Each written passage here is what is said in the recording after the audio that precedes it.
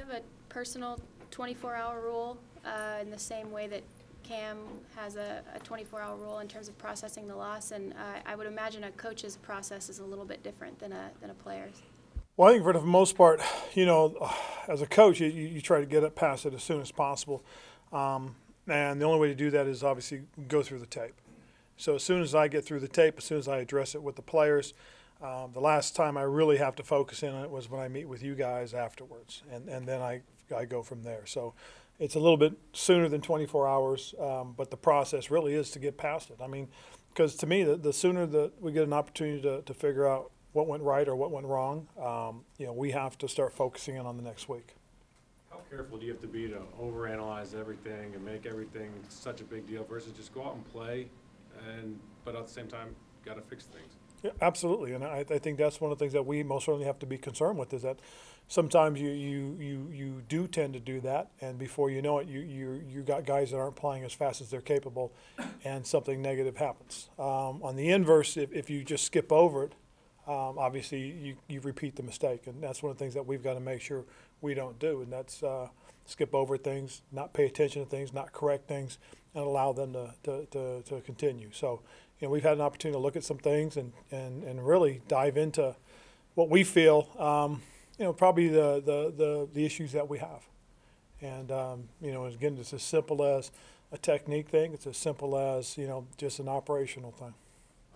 With Norris designated to return, what's sort of the plan with him, and what sort of a boost would he provide the secondary? Well, we'll continue to give him a week you know, to really see where he is physically, and then we'll go from there. You know, I believe we have a 3-week window to make that decision.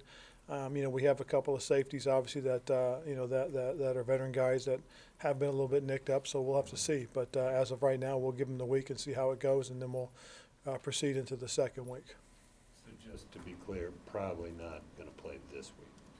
Well, we'll see. I mean, you never know. And again, we have to, you know, look at some things, obviously, but we also got to see how he feels at the end of the week. I mean, this is his first real action back on the field. So, you know, we got to be smart about it and just make sure he is ready to roll physically in terms of, you know, the football movements down. Speaking of Cal Stanford week, as you think back to scouting Christian, he had some nice games against the Bears. Keep rubbing it in.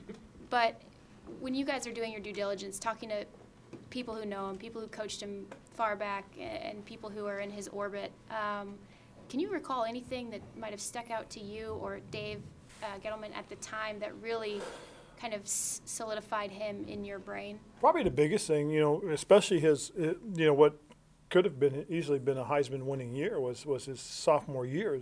I mean, how phenomenal he played, breaking the records, you know, the total yardage record on offense. I mean, that was spectacular, and probably one of his biggest supporters was Coach Shaw at Stanford, who just spoke tremendously highly of who he is and who his personality is and his character. Probably one of the things I thought that really helped solidify things for me personally, though, was when we went out to his pro day, spent time with him at his pro day, and then took he and his parents to dinner. And, you know, just watching that interaction was really cool. I mean, it really was. I mean, and a lot of it reminded me of, like, the background we did when we went after Cam. I mean, we spent a lot of time on Christian, a lot more, I think, than people realize. I think people realize we spent a lot of time on Cam.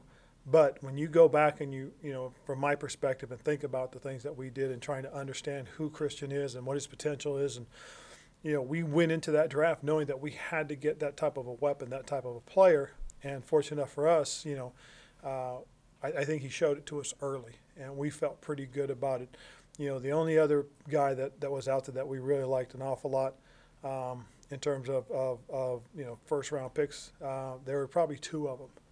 And but he really fit the bill for us, and the way it unfolded, it was exactly where we wanted to be. It seems so easy for some coaches, some scouts, and some GMs, just across the board, not necessarily here, but just across the board as you're kind of hearing draft chatter and whatnot, to have kind of a bias against him, his size, different things, maybe not having seen him play. So was there a player that you had come across in your past history of coaching that pretty much cemented the fact that you weren't going to enter scouting him with a bias?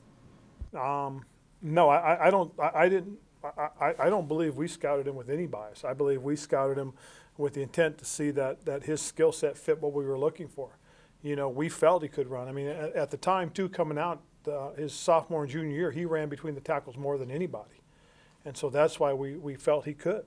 And so we felt confident and comfortable enough that, you know, that basically what we're doing now is what we had hoped he could do for us. And we felt that he could. That's why we drafted him 8th. Ron, how much do you think of the success Christian's having this year has to do with the learning experience of last year and kind of finding his way through it? And I think that's a big part of it. Again, you know, it's just gaining the experience of how to play in this league. You know, he's fortunate he played in a Power 5 conference in the Pac-12, and you know, he was able to have success. So now taking what he had done there and transferring it onto the field here, I think we as coaches had to learn how to use him a lot more than he had to learn how to play the game. And he was, I mean, he was spectacular. I mean, he really was.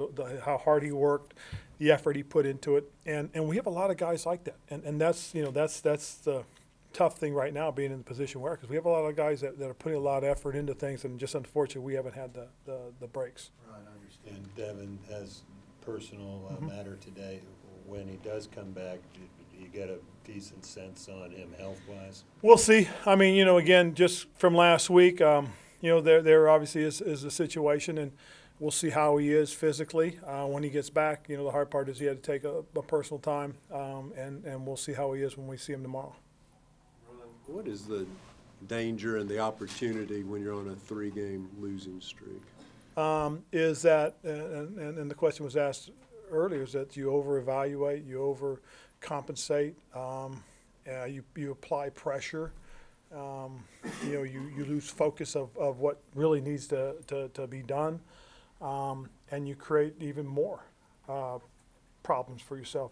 I think the thing that you also get ahead of is you start thinking about, you know, what else is next. You know, people will talk about, oh, you got to do this, got to do this, got to do this to get into the playoffs. Well, you can't do that until you do the first one, and that's win a football game. So we've got to stay focused most certainly on what is the next, and that's to play the game and win the game. I know this is the NFL, any team can win any week, but how much does your last game against Tampa Bay inspire confidence heading into this weekend? Well, it does, but at the end of the day, they're a different team and we're a different team. We came into that game on a little bit of a high, and right now we're on a little bit of a downer. They beat San Francisco, so they're on a little bit of a high. Their young quarterback played well. So, you know, there's you know, you can roll into it with all the confidence and bravado you want, but the truth of the matter is, and you guys remind me every day, this is about what you've done for us lately. And so right now we're on a little bit of a losing streak, and they've got a +1 right now. Ron, Cam mentioned that he thought he's playing the best football of his career right now. Would you agree with that assessment from him? And do you get a sense about him that there's a different confidence level there? I think there's a much different confidence level, and in terms of the quarterback position, yes, I'd agree. He's playing the best quarterback he's played. Because I will say this, the year he played in 2015 was pretty spectacular as well. And I do think that he is playing at a very high level, and it is probably you know, a good thing to hear him say that, because it shows that he is confident in his ability, he's confident in what he's doing, he's confident in what Coach Turner has the offense doing, he's confident in the players around him, and that's a huge plus. He also mentioned that in the past he might have been more selfish and say, oh, well, we're losing, but I'm playing well, so it's not on me. Can you sense a difference from him personality-wise in that? Well, you know, it's been interesting because you see a different approach by him mentally, physically. I think there's a lot of reasons for that growth, and I know one of the things that he prides himself on is the type of father he's been with his kids. I mean, I think that's really helped him in terms of his outlook on things. You know, that there is a lot of growth that he has gone through, and believe me, it's a lot of fun to watch. It really is. I mean, I feel very fortunate that I've been able to be here with him for that long. What specifically is he doing better than he did in an MVP season? Well, I think, again, playing more consistent. You don't see the high highs and the low lows in terms of being successful on the field as a quarterback. You know, he's just been very productive, but very consistent in his play, and that's probably the biggest thing right now. You know, you know, we get some things worked out. When the quarterback plays that consistent, you should win more games. How's the update on Dante Jackson, and what are your contingency plans there? Well, his update is, you know, he worked with the trainers on the side, and we'll see how he reacts to the treatment and training that he did on the side. As you guys know, we activated DOS, and we'll see how that goes. You know, it's kind of interesting because, you know, the situation we've been in with some of the injuries, you know, only really being able to carry 4 corners into a game is pretty much what you typically do. But, you know, with Dante now in his situation, we got to take a look at possibly carrying 5 now. So we'll see how all that unfolds on Friday and Saturday. Would you potentially prepare Doss to be a starter? Well, most certainly prepare him to play, and we'll see how that goes. This is the second game that you scratched Effie. Can you clarify the reason for Just we have a good group of young guys that really do need to get an opportunity to develop on the football field. And I talked about earlier with F.A., the more he plays, the more opportunities he gets to develop. Well, it's the same thing with Marquise. It's the same thing with Brian Kosk. We have 3 young guys that, you know, when you look at the future, all 3 guys are I don't want to say interchangeable, but they're very similar. And unless we give these guys opportunities, we will not know going into next year as well. And I'm not throwing anything away for next year. I'm just looking at trying to get some young guys developed in case we got to use them later in the season as well. With Cam saying that he was playing his best football of his career, obviously that's on Sunday, but what is Wednesday, Thursday, Friday? How much does that contribute to what goes in for him on Sunday? Well, the hard part is, and we've talked about it, it's a new normal. I mean, he's really into the game planning aspect of it, not just on Wednesday, Thursday, and Friday, but Monday and Tuesday. He's up, he's visiting with the coaches, he's talking with the coaches, he's talking with other players. Wednesday he comes in and goes through all the meetings, gets out on the field, and he's pretty much shadowing Taylor and Scott Turner. And the plays that we have scripted for him specifically, he'll go handle, and the other ones he'll sit back and he'll be back there with Norv and Scott as that play is unfolding, talking about the reads, talking about the decisions that are to be made, you know, what he's seeing from what coverages. So you'll see that on Wednesday, and depending on how he feels, he'll throw limited for sure on Thursday. A couple of things specifically, we'll map that out as far as practice reps, and he'll take the reps that are set up for him. And then on Friday, he's handled it so far where he's taken everyone. I think there was only one game where he didn't take a snap in practice, and he came out and still played very, very well. Is his focus on the mental aspect of it? Do you think that has helped him on? Without a doubt. Without a doubt. I think that, you know, the things that he sees on the field during the game is a direct result of what he's seeing in practice, and the fact that he's standing back there with Scott and Norv as those plays in practice are unfolding. And I can hear them sitting there saying, okay, see, when you see the safety down over here, you know you got this, you want to look over here, read this to that, you know, and they'll critique the decisions that Taylor made too. You know, oh, I think Taylor should have done this, or that was a great read by him. See where he put the ball, that's where we need to have it thrown. Those things, I think, are just as much a part of his learning and growth as a quarterback this year as anything else that he's done in the previous 7 seasons as well. Last one, Joe. We've asked you about Coach Dick and his recovery, and I'm assuming you've reached I out. reached out, I haven't heard back. Just some people I've talked with said that he had an episode on the golf course, but he supposedly, you know, was resting comfortably and should be back up and rolling soon. So, you know, until I hear anything specific, that's all I know. Thanks. All right, cool. Thank you, guys.